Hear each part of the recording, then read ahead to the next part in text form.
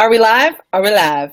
We're live. We're alive. It says We're alive. We're alive, Shari. Welcome, everybody, to episode 8 of Daring to Suck TV. I'm your host, Keri-Anne Livingstone, and I wanted to create this show live to not only me show up and share oh my gosh, we got 5 people already. Oh, what? Say hi, by the way, if you're here, and let us know who you are, where you're from. Are you here to harass me, or are you here to harass Shari? Oh my God, I really hope we get trolled. How amazing would that be? That's a little concerning. Who the hell would troll us? Can you imagine? Oh, who wouldn't? I'll have no fury. Hi, Ernie. Thanks for being here. Let me just show you some of these things. Hello, so you can say hi. So I wanted to create this live format to not only show up myself as authentically as possible, meaning warts and all, and mistakes, and even curses. So heads up, headphones might be needed if you have little ears around. Between the two, it's kind of a given. Okay, so here we go. So Mary says hello, and she sends love. Hello, Mary. And John Cusick is here to troll Shari. Here to troll Shari. Wonderful. Now let the games begin. Welcome, John. Keri-Anne will enjoy that. It's like, we've been private messaging, Shari. I'm just kidding. Nice to meet you, John. So I created this to not only myself show up authentically, and who knows what's going to come out of my face, but to bring in other people that I know, walk an edge. And I'll describe that a little bit. People that walk an edge where they still got a little bit of fire on them. You know, they're coming back to share what they're learning and what they're experiencing with people in the world, because they're healers, helpers, and just change makers. And in Shari's case, she uses the word maverick. So I'm going to get her to talk a little bit about that.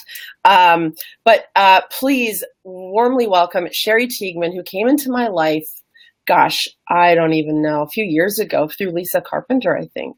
And she introduced us, thank goodness. And shout out to Lisa too for that. Shari, by definition, is like a free rebel spirit, which she's like my spirit animal also, a New Yorker or a New Jerseyer, describe yourself.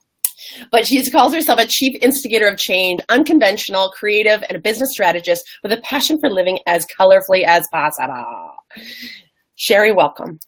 Thank you, my love. Thank you so much for having me. This is funny. I said to Keri-Anne before we went live, we're used to having these like long vomit chats and writing a book together and doing all this stuff, but no one ever gets a window into this, so this should be interesting.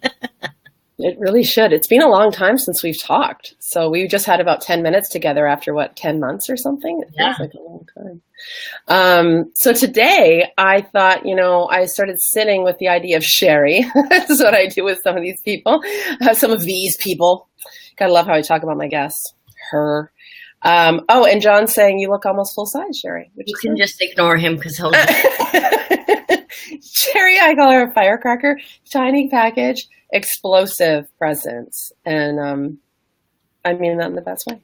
And Ernie's giving us lots of thank you, Ernie. I know I lost my train of thought. Oh yeah. So I was sitting with the idea of Shari and the energy of Shari, and I just thought, what is it that we could talk about? And a lot of stuff came up. It was a lot about self-expression, a lot about speaking up, and then the word resiliency came up. And so I shot this idea over to her about how that's shown up for her, and she was like, let's do this. So I would love... stuff I have yet spoken about, to be honest with you, because I'm very careful about some of these topics given my past and out of respect for people from my past. But I think we may just go for it today. So this should be interesting. Well, we're throwing off we're just releasing the hounds today. All right, I'm ready. All right. So, when I say those things, Shari, so maybe this is a big question for you to choose whichever door you want to open. You could go with like, what's your relationship been with these things? Where is it now? And like, where's the future? Like, where are you being really stretch yourself? Like, where's it tough? So we're starting with something small today, it seems. Just a light topic, just casual chit chat. We know we're going to bounce around, so I just thought I'd throw open like 3 big doors and then just let it hit you. No, I will split myself into 3 to make sure I cover all bases. Oh gosh, this is going to be good. Okay, this is a doozy. So in Keri-Anne's email, Keri-Anne and I kind of tune into each other. So it's kind of one conversation in two brains. And what she did say when she brought this topic up to me was that she had this vision of me standing in a courthouse. And that is exactly where it started. So I am a single mom of 2 kids. I've been divorced now, long time. Divorce started 10 years ago. I've been divorced for 8 years. And my journey home to myself happens all at the same time, magically. Imagine that. So what I started with this was I had no resiliency. I had an outer shell of scrappiness, which kept me going for many years. And I had, I think, an inner knowing that there was something more for my life. So people will always say to me, how did I leave the situation that I was in? And like I said, out of respect for people and not wanting court knocking on my door, we'll leave some details out because it's not necessary, but it is part of my journey. I didn't know how I left. I didn't know the details of what it was going to look like. I walked into the unknown, which is very unlike me. But whether you believe in it or not, I know you do. Many people may not. Something in me took over. I think it was my soul that just said, all right, we've had enough of this lesson. We've had enough of this game. It's time to move on. And the message came through 2 beautiful young boys watching me, one who was going to be treated the way that I was and one who would treat others the way I didn't want to be. And so I sadly can say at that point, I think I was so dead inside that it wasn't for me. It was really for them. And, you know, sometimes we have to make choices in our life that are truly for us, but it has to, in our minds, be for someone else. I know you're very similar like that. Sometimes we get dragged by our nose until we're ready to expand, and it wasn't going to ever be for me. So I'd say only in the past year it started to be for me. So it's been a long 10-year journey. Resiliency. I think it's a loaded word because I think it's a miseducated word. I think that people think resiliency is a toughness about you. It's a thick skin. It's a get through anything. And like, you've never met 2 tougher women than Keri-Anne and I, with more soft, open, smushy insides that we've had to actually turn inside out, because I know for me, and I think this may stand for you as well, my initial autopilot is for my back to go up and for me to get ready to rumble. Not that I'm going to fight, but what you will get is a fence of, with my arms crossed, you're not getting in because I'm not going to get hurt. Which, of course, when we show up like that in life, we don't let a lot in. And I think that I've been like that. Hi, Sarah. I think I've been like that for many years of my life. Even as I've started to unravel what I went through, redefine who I am, figure out what the hell else I wanted, not even understanding where I was. So as much as it hurts to admit that we have to go back, and as much as it sucks to have to slow down to touch all the parts and look at every story and read every page, it's more for the experience of the emotion. It's not to replay the movie again, although sometimes we need it to see it with a different set of eyes, but to untangle who you thought you needed to be so that that thread doesn't come with you to the next experience, which then plays out again exactly how the last one did. So it's been a very, very, very bumpy road for me. I went from being a victim to a martyr and dabbled in between. I had a foot in each of them. I was always a giver. I turned into more of a giver because it became a protection of mine. And I'd say, it's ironic, actually, that we're talking now and we haven't spoken in a while. The past 4 months have been very transformational for me. And it's funny, actually, the last time we spoke, Keri-Anne and I were working on a project together. And at the end of that project, I was going through a rough time. And she's also my friend other than a collaborator. And she kind of saw it in me. And she said, okay, we're not going to do what we're going to do today on our regular schedule called. And I was curled in a ball on the floor, wasn't I, my dear? I was rocking like I was 2 years old. That was a fun experience for me. But I remember vividly the words you said to me at that time, and I didn't let anyone that close at that time. I had to touch the bottom of it. And I kept thinking that I touched the bottom of the grief of what I lost, the mourning of myself, the loss of so many years, giving up so much of myself for other people. I'm going to cry, but whatever.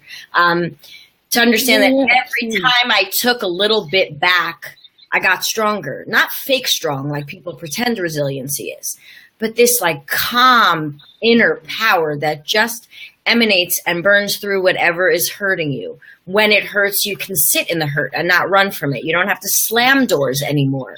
You can decide to stand bravely and say, you know, hit me again. I don't feel anything anymore. It doesn't work the way we think it works. It's actually this counterintuitive experience of, instead of closing the second you want to, you crack open even more. And it doesn't hurt more. I mean, I wouldn't have believed it until I felt it. But when you have no other choice but to just feel it because you've tried every other version and they're not working, that's to me when resiliency actually starts to kick in and goes into cruise control. Like, oh, I don't have to grip the wheel all of the time. Sometimes I do. So I feel like what you're describing, anyone that works with me and listening to Shari knows why we're obviously connected at the heart, because we speak the friggin' same language. She just has a cooler accent than I do. But we got a few comments. Ignore them. It's my trolls. No, Sarah's here. She says some lovely things. And, oh, there we go. We love you guys. Bring it all. But what I think you're talking about is, well, it's the fear we have of the adversity. If I be with that, who will I be afterwards? And the Looney Tunes cartoons, when it was like the dad had a door and then the mom had a door and then the baby had a door. And then like the mother-in-law had like the worst, it had locks and like wood all over it and they like hammered it all shut. I always see that door when I'm with certain clients that are like, oh, I can see the beams just like heaving under the pressure of anger or shame or blame or just fear of, or loss, or grief, or whatever it is. And we are so, as humans, are so afraid of like being with it. And sounds like what you experienced was like once you were with it and it washed over you and you lived through it without trying to move and just let it kind of wash all over you, that it doesn't have the power to take you out anymore. It almost like, so here's what I feel like it does. It dissolves all the story, or it dissolves all the shell that we held, the story and all that stuff, and it kind of falls away. And that's where, around daring to suck, or this work I do with empaths, is like make everything that isn't you fall away. In doing so, I see it falling into the earth and like almost going into the soil that is you to be composted, fortified for like new stuff to grow that you would never have anticipated, because who the hell would ever guess that resilience, your strength, or new ideas or creativity, I mean, just honing right in on your genius, would sprout from an experience of full self-expression, whether you're speaking up or emoting, that would actually be the catalyst of resilience, or the process, actually, because you're like, it's not a destination. It's almost like this process that you don't even know is happening in the moment. Is that fair? The worst part and the hardest part to teach, because you and I, both from what we've been through to where we are, we understand it, but we're on the other side of the mountain. I remember being a place where I didn't believe any of this. So I'm very careful, as I know you are, when I explain it to people, to not make it seem like it's an easy process, or that it's natural, or that it always feels good. But I think it's why both of us use humor and cursing and just our realness, because all you have to get people to admit to do is to take one step in a direction they have no idea. I don't care if you don't know where you're going. I get that. I don't care if you're scared. I mean, I care, but that's not a place to stay. Expecting people to think, okay, here we go. This is a fun ride. Tell me which stops I have to get off. It doesn't work like that. I have no idea where I will go with people. You are the same way. People will say to me, what's it going to look like? Here's my answer. It's going to suck at the beginning. We're going to laugh a lot, likely cry a lot, sit in a lot of shit, and then it's going to change into something I don't know what it's going to look like. That's a great sales pitch. Want to go on it? Right? I would say, want to partner through hell together. Take my arm. It's going to be not fun. Amazing at holding hair during vomit. I promise you, I will not let your hair get dirty. That's but it's right. like, how do you describe to someone when you've been through the hell yourself to say, do I want to talk about the middle? Funny, now I do, but I wanted to skip over it for a lot of years. Well, and you're reminding me of something that I sense in people, which is, I don't want to go there because I'm afraid it will be true. They don't even know what the it is. Well, it's also, to me, that's true, as well as what else will not be true if that's true. What else am I going to have to let go of that I'm not prepared to? Because listen, here's my life. Here's this shit in the middle that I want out of me. Can you do lipo on just the emotional stuff? Can anyone have emotional liposuction? I will so sign up for that. We get a 2-for-1 deal. Oh, we're emotional liposuction. Don't touch emotionalliposuction.com. I'm going to get the website. How dare you? Don't touch anything else. Just take out what hurts. But the fear is, what happens if I pull that one book out? Does the whole bookcase come down? Am I going to then lose my edge? Am I going to lose my personality? Will I lose my sense of humor? What's going to happen to my friends? Will I look at my family different? Yes. Sorry. And you're going to feel better. So I don't, That's really it. And it's going to feel better. John. Yeah. Yeah. Yes. John. You're committed, John. I like it. Yeah, that's exactly it. It's like, it's the ultimate unknown.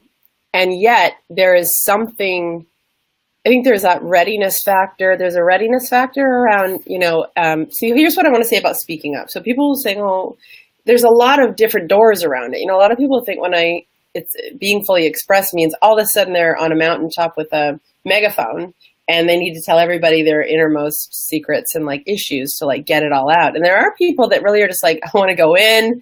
The type A's are I want to go in and get her done. And, just let all the monkeys fly out, or the bats fly out of the cave. And, but it's really, I always feel like the most important person you need to speak up from and with is yourself, which that's the scariest one. Actually seems kind of disappointing. Yeah, but that I know is the scariest one because it's not this bold declaration. It's oh shit, I can't lie to myself anymore. Well, and I love that so I went in that door, but I'm aware of that door as well. Can you see all the different facets of it? It's some people are oh, because I want them to pay oh, I want everybody to know what so-and-so this person is or how they screwed me over. Da, da, da. And what do you mean? I already know that. And so it's a bit wah-wah. But yeah, then there's that other side about, okay, once you move past that, then what else is left? What else is in there for you to express or admit or reveal in just such honesty, even when it's makes you look bad. I think that's the hardest. I think I call it admit your shit. Yes. And it's just your shit doesn't have to be shitty. What chapter is that? That would be chapter 3. That's a speak up chapter. Yeah, it's a sub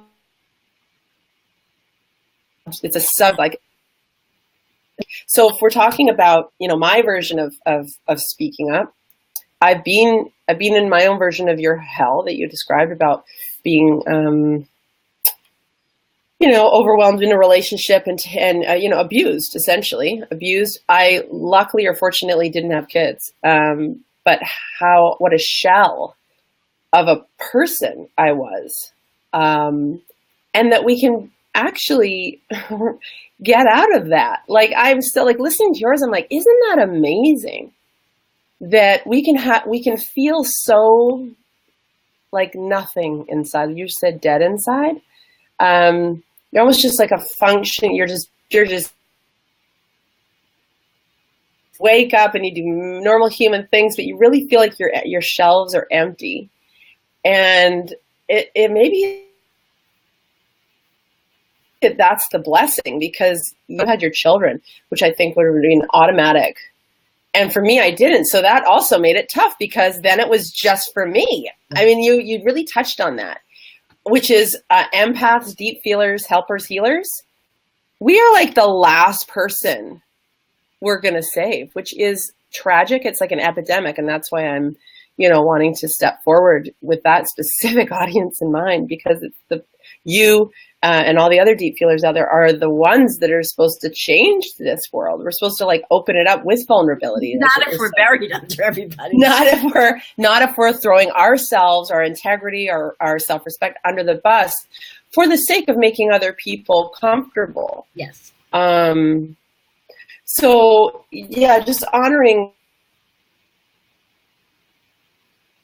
the different places you can like where you are now, where you've had more experiences and you're playing more with it and you're like playing with form or whatever. It's like, what can I do with it now? Or like I was saying earlier, like having a really difficult conversation. I had to like pull out of a commitment that I'd made because my vibes and my feelings and my own integrity were starting to like flash warning signs. That was really tough. You know, because we also always feel them, but we don't always follow them. So I can tell you, looking back, I always knew exactly what was going to happen, and I did it anyway, which always hurt me more. That was a very hard healing thing for me. Still bothers me. It's not like I didn't know. I didn't know how to listen. I didn't know what to do with it. But there's nothing I didn't see beforehand, which is like, are you fucking kidding me? I saw it all. I'm very good. I was very good at overlooking signs because I like to see the best in people and was not factoring in that that was just their potential that they may never reach.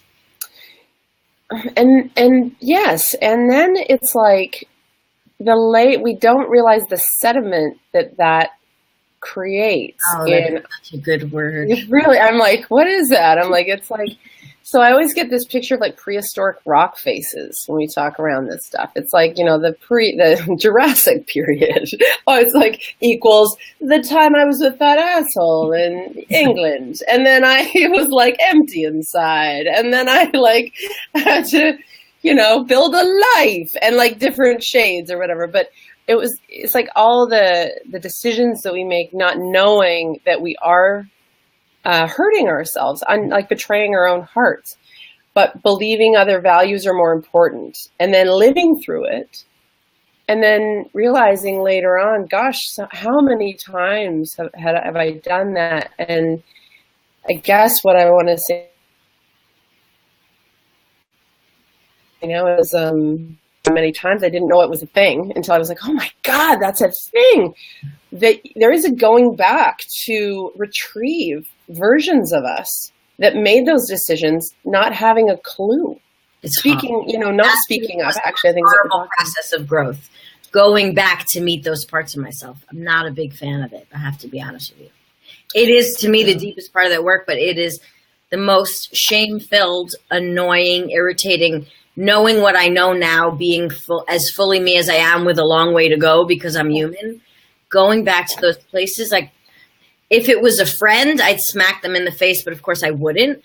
But it's like the ability to find self-compassion, active self-compassion with like a vengeance, to be able to take a look at those parts of yourself and forgive and actually have a conversation that they will understand in the language you know they need to hear, and you're irritated that you even have to lower yourself to that point. It's like, really? Like, who gave me a license to go outside my house and make decisions like that? Beautifully demonstrating what walks into a session, and it's so honest, and it's like, anyone on here, hell yes, because that's exactly why we don't do it. Right. And that's why I mean, because that's exactly why we don't do it. I can hear myself all of a sudden. Yeah. It's gone. Ooh, weird. Ooh, knocked me off for a second. Because, okay, so here's what I want to say is like,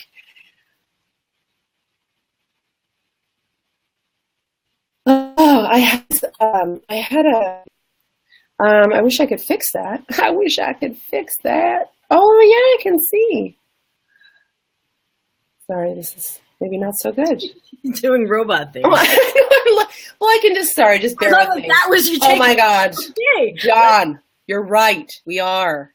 Oh my God, happening right here. Call the feds. Okay, well, hopefully that doesn't happen. I'm sorry, everybody, if that's happening. I don't know what I can do about it, but I'll just keep talking and ask for some help, if you know what I mean. So I guess what I learned very interestingly in my own process of going into this place with clients was when I had a client and she was talking like, oh, she really had like this distance between her current self and all the brownie badges and all the like, I don't like the annoyance. I love it. You said that. I'm so annoyed to even lower myself. And it was like this more than an arm's length, almost like a football field away from the version of herself. And her arm was like so long. Like, I love this visual. It was like, you did so many bad things and like you should have known. I mean, anyone watching this, if you're loving the finger in your face, but I mean, that's really the embodiment of what she was projecting on her own self. And so what I did was kind of take her by the shoulder and be like, let's get a little closer, until she, like you said, I wouldn't do that to a friend. You wouldn't do that to any other human being if you were sitting within their energy field, like if you were sitting within 3 feet of them. Even people you don't like, it's also if you realize that hurt people, which is annoying, and I hate that one, but it's true. So if you lift out of the story and just like, if you didn't know the person and it was at them and you'd be like, that person is in a lot of pain, they're probably going to do a lot of mean things to the people they can reach. And then you realize it was you or it was at you and it wasn't even personal, which gets more annoying. Well, yeah, it does, because now you're really willing. So what you're talking about is your willingness to see the other story, which a lot of us aren't. It's like we want to set up camp, we want to hang pictures, and we just want to be right for 5 minutes or forever. 5 minutes. You know, I'm like 5 minutes or forever. Like, but I'm going 5 minutes now because now mine is like 5 minutes. I just need 5 minutes because I know it's going to be taken down in a second. So that's my current version. It's like, can I just say this now and be right for 30 seconds only for me to admit it means it's the destruction of it, because it doesn't. Then when I say it, speaking up with myself, I'm like, okay, I know that isn't true, but boy, So that's welcome to the process. But like bringing ourselves so close to sit side by side, that version of us, to tune in and so here's the funny part, is the assumption. I mean, I absolutely love it, because it really is such I talk about innocent arrogance when we're so caught up in like who we are now versus who we were then. And this almost layer of superiority comes in, that we know better just because we've had more experience. What I love experiencing alongside my clients is I ask for one rule in it, because I'm starting to understand the pattern, which is don't say anything. Mm-hmm. Just go in and sit, or, symbolically just be in their space, and then listen, which is like, which is the hardest thing, especially for talkers and feelers. The last thing you want to do is slow down and observe, because then it's all right in front of you. You can't talk your way out of it. I mean, I used to be able to talk my way out of anything. I didn't even know I was doing it, but it was a survival skill. Yes. And that slow down and shut up and just watch how it plays out. Oh my God, there's like you said, so much information. Yeah, and I think I am being very choppy. I'm sorry about that, guys. I can see my picture. But that's that scrappy exterior that just wants to not be with the truth, because nobody really likes to get schooled, especially by themselves, from an earlier version. And so once they start listening to what it was like, what they're feeling, what they're experiencing, how much support they have, like really being with all the kaleidoscope of resources or lack of resources and support that version of you had. And it's dismantling, it's dismantling in the best way, because that innocent arrogance is what gets in the way of us actually bringing that part of us into the whole is dying to this. I mean, but I wouldn't necessarily call it that in the moment, but that's exactly what's happening. It's opening that door of reconciliation to reconcile the past. It's like accounting. It's like emotional accounting. Well, you know what? It's also bringing all the compartmentalized pieces back together. It's like, okay, if you remember, it used to be on Tom and Jerry. Jerry was the mouse. Jerry would paint himself with that invisible paint so that he could drive Tom insane and he couldn't find him. But then he'd go back into the little mouse hole, and like just an arm was missing, just a leg was. We give parts of ourselves away. So it sounds hard to imagine you give yourself part away, but if you physically see, like, I chopped my arm off and now I have to wait for it to come back. So you're almost retrieving these pieces that, okay, I was scrappy, but there is benefits to that. It kept me safe. It kept me alive. It was all I knew how to do then. I was a victim, but again, it kept me safe. It kept me alive. It kept me from making more mistakes than the next stage of your life where you stay stuck because you're afraid of new mistakes, or it's hard to let go of things and move into the future. We have to recognize we don't do this to screw ourselves on purpose, and we have to give ourselves permission to do it at our pace. There are people in our lives who then, out of love and out of care and out of motivation, because they see from the outside, just want to be like, there's no minefields in front of you. Why are you standing there? It's actually, I saw this funny little GIF, which I know you love them like I do. It was this horse being dramatic. So there's this tiny little thing for him to jump over. And he was, I got to send it to you. It was just so dramatically, like making such a fuss, like he had to leap over a wall. And then all of a sudden he just went over. And that is what we do. We gear up, we get ready, we shed stuff, we journal, we burn it, we cry, we punch pillows. It's like, dude, just walk over it. It's nothing.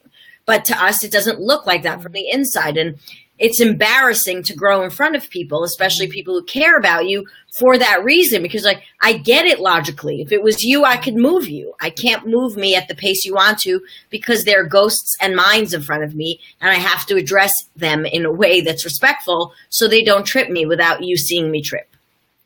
And I love that you said it's hard to do your growth in front of other people. And it's like, it's just with yourself too. It's like, to admit, it's almost like what I want to say is to admit defeat, but if you need to say that to get it done, or to just, just to like blurt it out because it's in you and it just needs to come out, fine. But it's not really. Like, make that a part of the process if you need to say, oh, I guess I was da-da-da-da. But it's like, you kind of like are mad at yourself. Well, it's embarrassing to lay your arms down after you've been carrying those arms in battle with yourself or other people or experiences in your life and being like, okay, that was a whole waste of 5 years. I'm just going to walk away. We need almost it to be this monumental process to be like, and now it is done with, like a bang or some ceremony, because that's mortifying to have wasted that much time and energy on shit that doesn't matter. Yeah, we'd almost rather just set up camp and just keep plugging the holes of the camp, like the tent. And it just looks like a shambles at the end of it. But God forbid we ever admit that we set that camp up on ground that was like toxic or whatever. And I can't think of the postcard, but I saw it the other day. It's like, why would you hold yourself to things that you decided, when you were like, when you didn't have all the information? It's like, I was talking about this weekend about this commitment I backed out of, and I was like, it's not clean. It's not always a clean, oh, I knew I'm going to make this decision. Oh, I knew. The majority of me was like, no, I should. And I was saying to a girlfriend, but I just feel like I committed. That I just need to admit that there's still that part there. And she woke me up quite quickly and said, what you committed to changed a lot. Yes. And I went, oh, that's right, I forgot.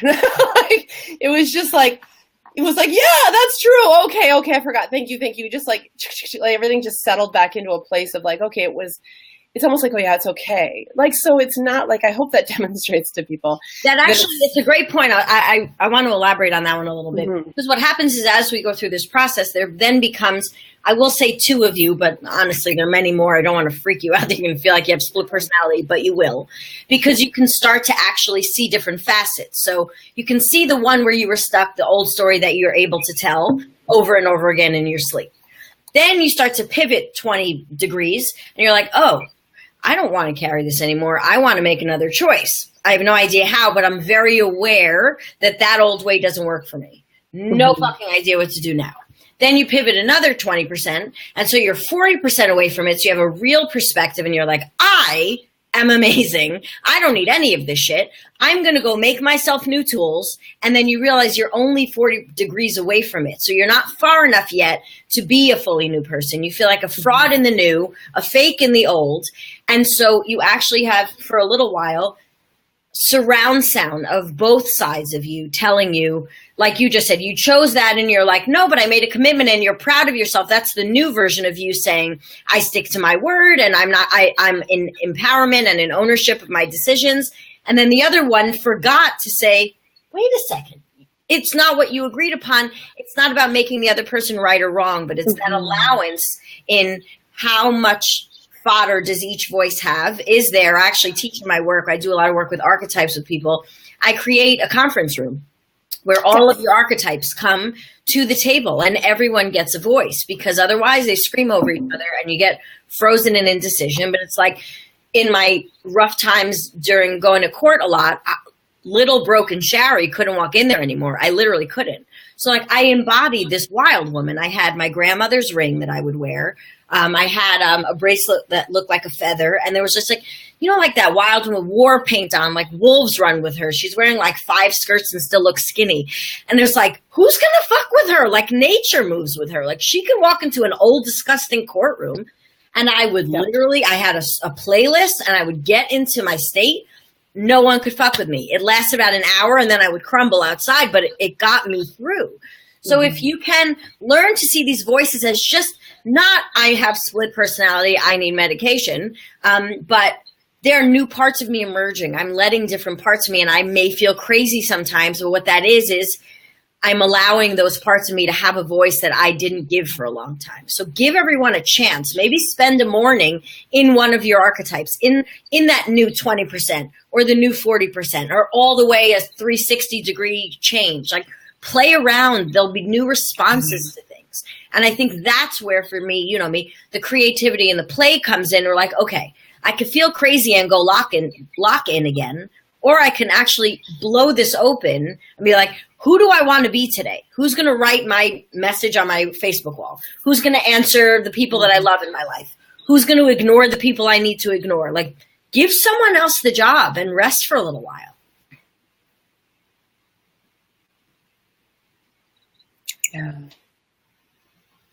The pleaser, or the, you know, the one that, you know, wants to make sure everybody's okay. And that's such a, it's like you all deserve a seat. Not saying to anyone, remove a part of yourself. It's there for a reason. There are pros and cons to every level. But when we lock into one archetype and battle life through only one lens, how boring is that?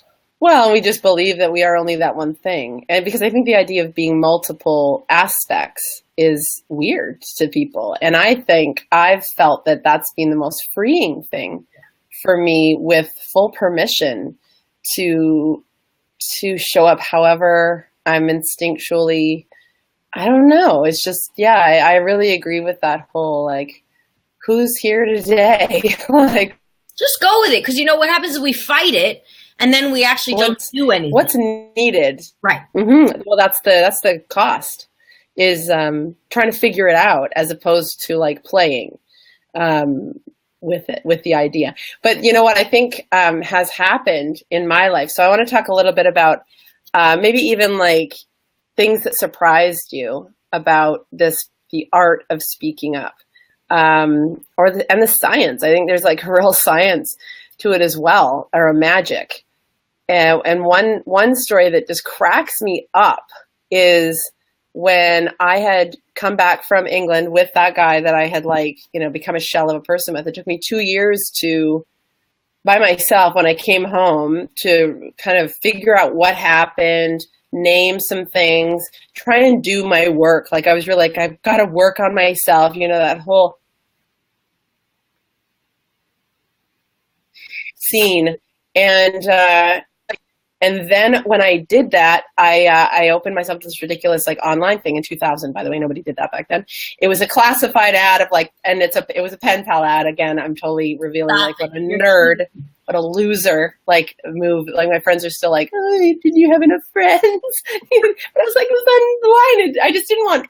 It was like men seeking women, women seeking men, other. Nobody wanted to be an other, or pen pal. And I was like, all right, I can do pen pal. And it was like, hey, just looking to connect with people. And I just said, I'm traveling back to Ireland, which I never ended up doing. And I opened myself up and I said, let's chat. Let's see what this whole internet thing is about. Because it was like a really new thing. We were no longer on DOS. Yeah. And anyway, I got like, the next day I was inundated with like 40 emails, which by the way, back then was like a tidal wave of like information.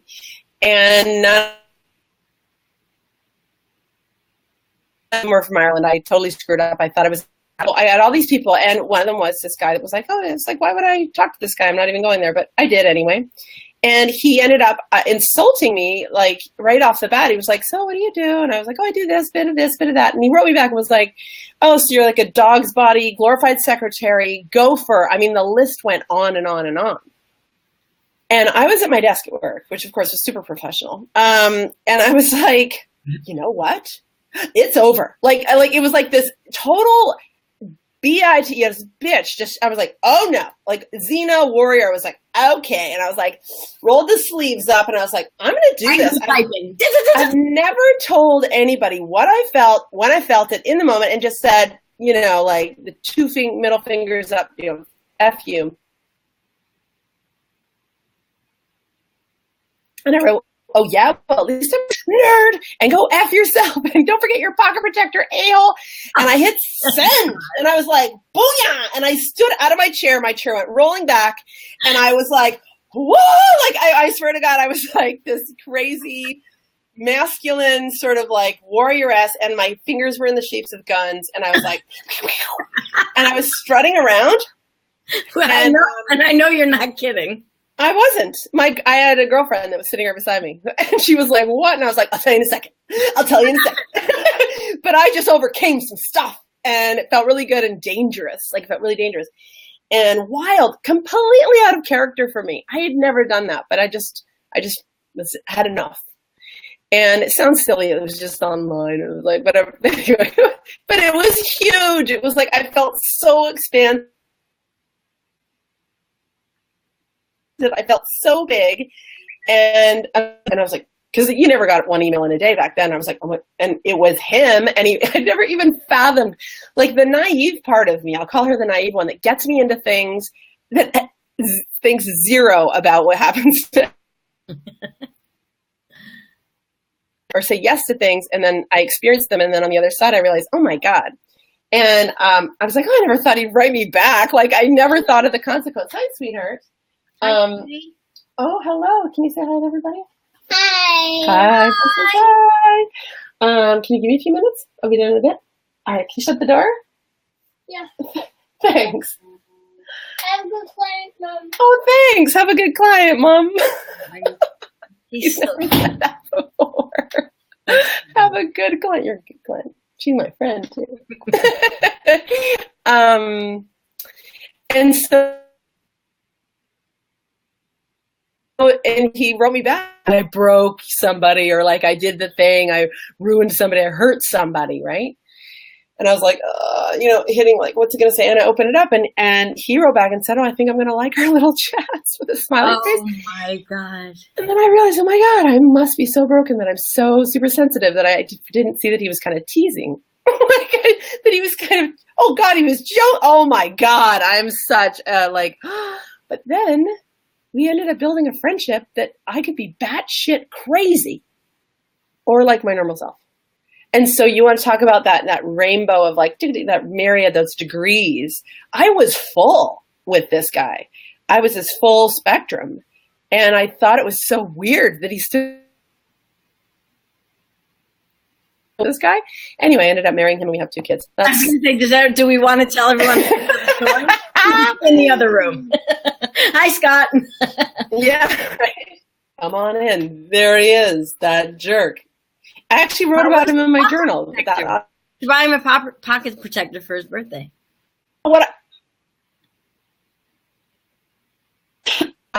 Trust, that's why I talk about full expression, because it's that, you said, counterintuitive. There's something very counterintuitive when we get out of the way and just admit how we feel. That's what I said to him. I actually didn't. I was just really mean. But guess what? Even when you're super mean, you can end up ridiculously open and supportive. Like, I just would never have I would never have guessed. My former version of me would never have called that. They would have thought I was crazy if I said, no, like consciously be a jerk, like be honest. But I think more, I mean, it's not even an honesty thing. I think I talk a lot about set points. So we decide our safety zones, especially for us feelers and talkers. Our set points come about here, what we require from other people, what's allowed, what's going to be okay, while we're jumping every minute, making sure we didn't hurt someone's feelings, or do they need something else from me, completely forgetting what we need. But when we can stretch those set points, which to me is what you did in that moment, something and you snapped and you went all the way out, you suddenly had more room. Obviously, you weren't going to utilize to all that way out again, unless you can, which doesn't bother you anymore. But you gave yourself space, which I think is a lot of what most people are missing. There's not another answer than needing space to test things, to say something and not die, to tell someone how you feel. This is still very, very hard for me. I'm much better than I used to. It's still hard for me. And that stretch of where you meet here and you're like, oh, wait, I forgot I made more space. So how much farther can I go? Am I now just pushing a boundary to be a dick, which sometimes is the case? Then we also have to remember, am I doing this to push someone away so that they don't get closer? That's a doozy. Because once you do exercise that, you're like, I just want to shoot this everywhere. And just not hurt people, but like do the opposite of what I'm used to doing. I take care of everyone. I went through that like rebellious teenager age in my mid-30s after my divorce of like, fuck everyone, fuck everything, fuck every rule. I'm going to do whatever I want with whoever I want. I'm not asking permission. The more bad I am, the better I feel. And then I got bored of it because that's nothing. It's so not who I am. But I needed to stretch that much to say, okay, that's not me either. I don't ever want to do any of that again. But I wouldn't take that away from myself because I had no idea who I was. So I had to find out who I wasn't before I found out who I was. That's great. I mean, what we're basically saying is there's no wrong way to do this, and there really isn't. No, and it's messy. I mean, we're not going to say it's not messy. It is a messy process. Yeah, and it's unexpected. Like there's certain things that, that's pretty wild. I don't think I would prescribe that to anybody to just be like, and go out. Everyone has to be ready for it. It's not like a place you go by yourself unless it gets ripped out of you. You don't decide that in a day. That doesn't fuel up. It's almost like, kids with allergies who weren't allergic and then one day had a reaction. Like any allergist will tell you, there's a food sensitivity that builds up slowly. So you hit that tipping point and then it becomes an allergy. That's what it is. That bold move isn't because you're bitchy that day. That's not innately in you, but it's just, the steam rose so much. Like you said, the beams are like swelling. Something's going to blow. Exactly. And that is divine. Like, I think like, that's what I mean. Like I never would have done that much. It is messy. It's messy and destructive, but it also puts everything back. Yeah. It can put everything back into place.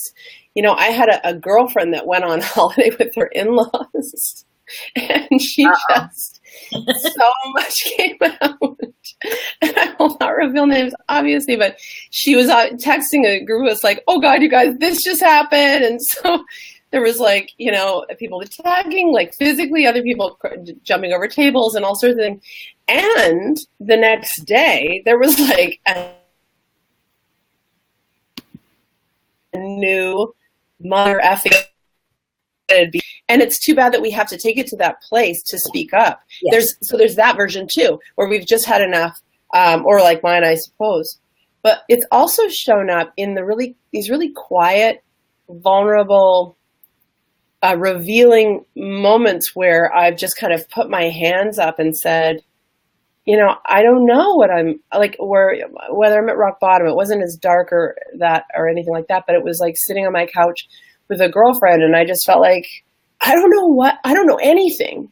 I don't know anything about what I'm going to do. I wonder what's next, And I didn't even need her to answer it, but I felt so revealed, and it was safe because she's a very dear friend, but it was just like, gosh, I'm tired of trying to figure it out kind of energy. I think that's wonderful. I'm glad you said that. Earlier you said readiness, and I think most of us think ready, like 1, 2, 3, go. Someone shoots a gun, you're all ready. You have the right gear. You are stretched to go. Sometimes the readiness is an utter exhaustion of, okay, I can't surrender do it anymore. It's surrender. Readiness is surrender because you have to make a choice. Sometimes it's very graceful and soft, and sometimes it's primal and destructive and painful.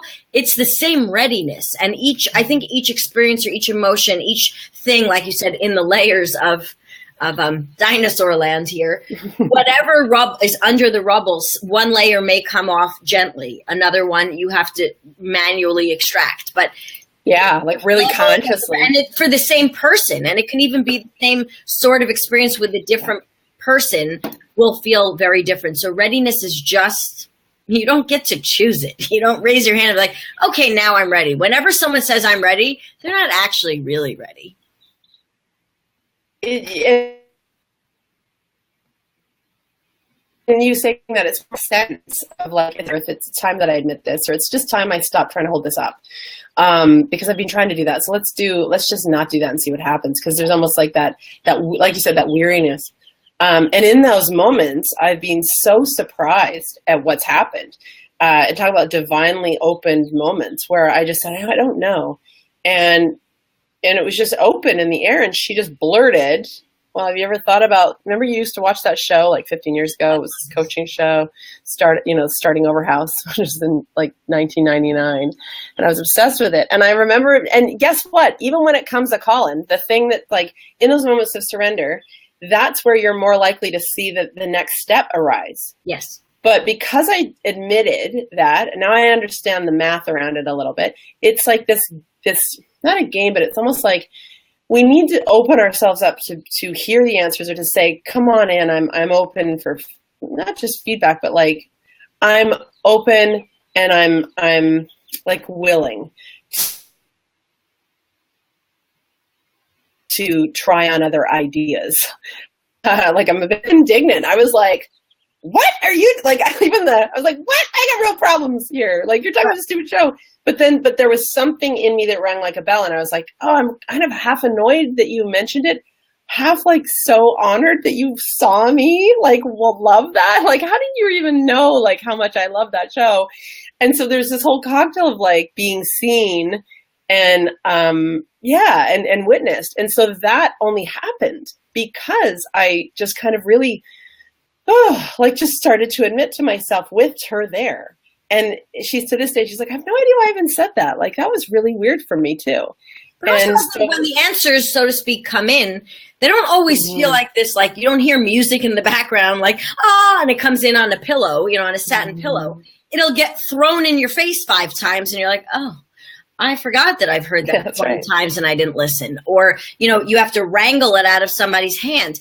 Or you completely, like you said, go completely against me. Like, that's the stupidest idea I ever heard. And then in the middle of the night, you're like, that's the best thing, but I'm too afraid to do it. There's a difference between uncertainty, you don't know what it's going to look like, and fear, can I do it, and passion, I want it. Those 3 have to coincide at a divine spot in the middle where all 3 meet, and you have like that sweet spot of like, fuck it, I'm going for it. I'll figure it out as I go. Yeah. Yeah.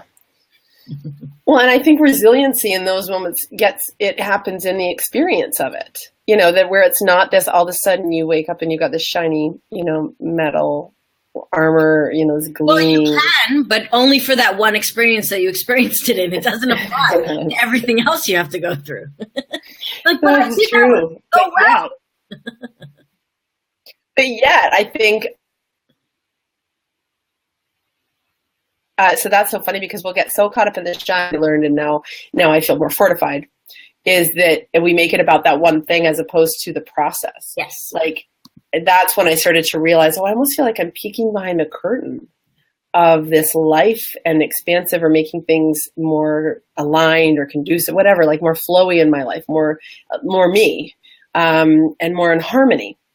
I was like, God, people need to know about the process as opposed to like that one moment where you had that shining moment. And then, because we'll do that, and then we kind of go back into the slog of it as if it's a whole new day, a whole fresh thing. And it's like, it's just like more this fake bravado of like, I am the master of myself. And then you get walloped 10 minutes later, like, shit, I learned nothing.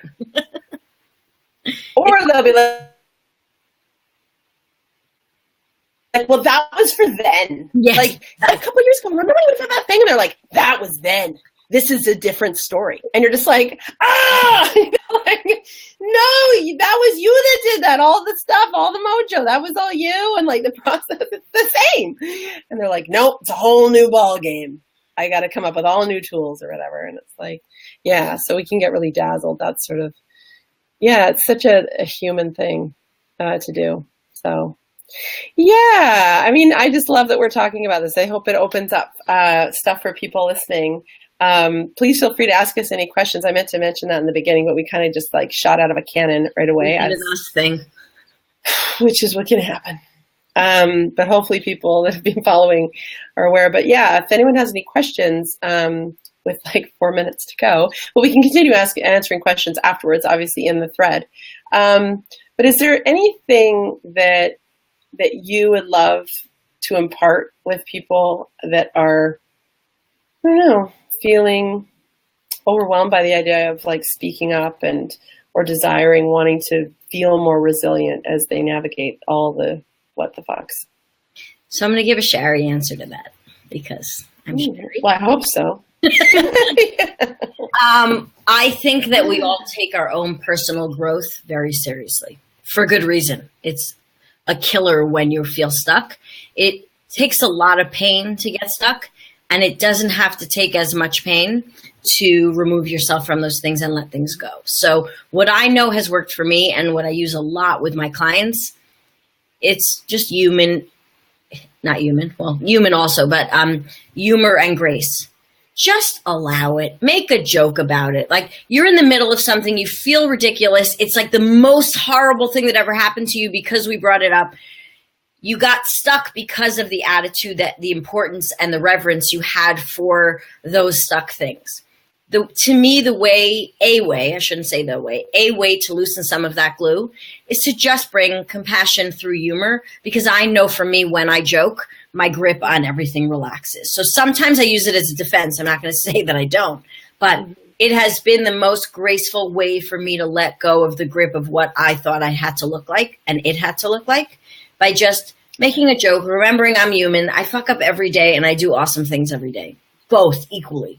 Sometimes not equally, sometimes really messily. And some days I am amazing. And some days I am a nightmare. And I'm very open and honest about it because I don't want people to think, oh, I'm a coach, I help people, I'm perfect. Fuck no. I'm not sitting on some throne with my golden scepter. Go down there and I've never been there. Bullshit. That's not real. We see a lot of it and it's not real. I know it irritates you as much as it irritates me, but if you don't see that I know what you feel like, why the hell would you trust me with those places inside of yourself? Mm-hmm. So here's my stuff. Enjoy the ride.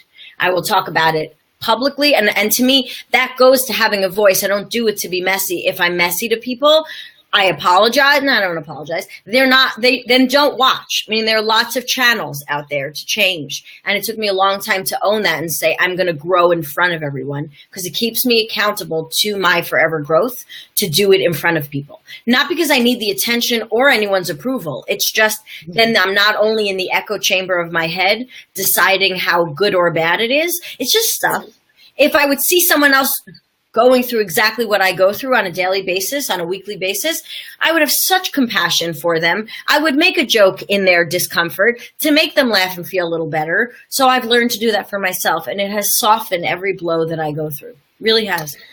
Yeah, I really appreciate that. And because a lot of those moments where people are like, how do you work? Like, I don't understand how you can just say the things that you do. And I think part of it is just, it's that vulnerable, like, leadership in my own life. It's like, if I step out, with any sort of pretense that I actually think I know anything some days. I mean, I feel like I know some stuff, but we learn so much we don't know. So in the humility, I mean, we must be aware of all the things that we don't know, but a lot of people don't want to be with that because they're like, how do I go out and like, how do I market myself? That's actually that's the key to freedom. I'm just going to be the one that's willing to say that. And the truth that is so true for everybody, that like, there's so much I don't know. There's stuff you know that I don't know. And so why don't we just start like admitting these experiences or these thoughts, holding them loosely, willing to be changed. Like this I think is the greatest gift that we can try to play with, is like, can I go into this and totally be wrong?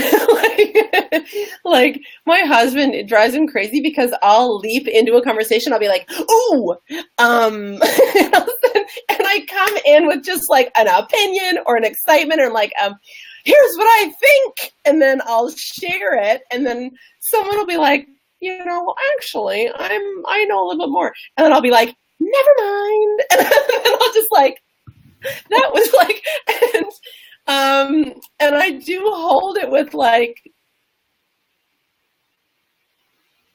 that was fun, and I'll laugh, and my logic and the yin and the yang of us, right? And I'm just like, what does this do? And like, but not because I'm an idiot, but because I'm just like willing to just put the paint on the canvas. It's like, oh, okay, well, I can, no, more information equals I get to pivot, as we all do. And I think that's that humor. It opens up the door to humor. It opens up the door to like flexibility and bringing other people in, because how innocently arrogant sometimes just blatantly arrogant, that we think that we do. We just love to know things for 5 minutes or forever, right before they get dismantled. So that's good. Thank you. So where can people find your magic? And like, is there anything you're working on that you want to share with people? I'm working on 50 things, as you know. You can find me on my business page, which is Shari Teigman. I have a Facebook group where I talk about, we didn't talk about Maverick, so we can talk about that. So Maverick is just, how do I describe Maverick? It's just that offbeat, individual, unique way of going about life. I think that a lot of people have lost the color in their life, and they're following so many rules in so many different areas. So for me, a Maverick life is it's self, relationships, business, health and wellness, their creativity and curiosity. And I bring all 5 pieces together because I believe that we live scaffold lives. If everything's working, things can grow. If you're only focusing on one area, it ain't going to work. So she just put up my website. My group is called the Maverick Rising Party. It is here on Facebook. You will see my mug smiling on there. Lots of projects coming up. I am working on a couple of courses that are going to be DIY. I have a new offering coming out. So any information you will hear about, and that is currently in the making, like there are 3 tabs open with sales pages, so it's that imminent. A lot of Shari explosions coming, will be in my group and on my Facebook page. So I would love to connect with any of you. Any of you guys have any questions, like Keri-Anne said, just tag me in the post below, in a comment. I'm happy to expand on anything we rattled on. We hit a lot of things, so I'm sure it will take people a little time for it to land. So I'm here, and I so appreciate this opportunity, and I love you. You know that. Nice. Love doing this stuff with you. Me too, and I hope I wasn't too choppy in the replay. I'll have to just pay attention to it. But yeah, thank you for being here, and thank you all for hanging out with us and sharing your thoughts here. If you want to connect with Shari, we're going to post her links. I've already posted one, but I'll put some in the comments. And yeah, if you're interested more from me in the Daring to Suck journey, you can join me in the Empathetic Badass group, which Shari is also an incredibly loving member. You're going to get like loved on. We've got one quick lovely comment. Thank you for being here, Linda. 2 of my favorite peeps. Thank you. It's nice to see you all together in the same place. Looking forward to listening to this. Oh, blessings to you too. Thank you, guys. What a lovely way to end. So thank you, Shari. I love you. Let's see where we want to step into it. So much. All right. Bye. Bye.